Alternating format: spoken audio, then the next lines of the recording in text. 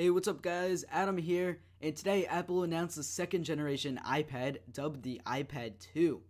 And comparing this to the iPad first generation, there are definitely a bunch of differences between the two. So in this video, I'm going to be covering all of them in a iPad 2 versus iPad 1 comparison. So guys, the iPad 2 is launching on March 11th, starting at a price point of $499 for the 16GB Wi-Fi only model, and a price point going as high as $829 for the 64GB Wi-Fi plus 3G model.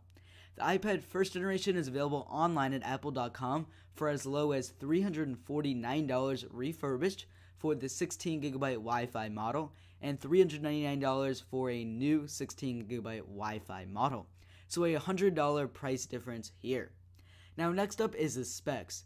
The two iPads have the same exact 9.7-inch IPS LCD touchscreens, but the iPad 2 does feature the Apple A5 chip, which is dual core, while the iPad 1 only has a single core Apple A4 processor. So for speeds, the iPad 2 is going to be a clear winner here, with Apple saying there will be 2 times faster CPU performance and 9 times faster graphic performance. The devices also have the same 10 hours of battery life. So next up is the hardware. The devices both have the same aluminum feel to them. However, the iPad 2 has 2 cameras, a front-facing VGA resolution camera and a back-facing HD camera, while the iPad first generation has no cameras at all.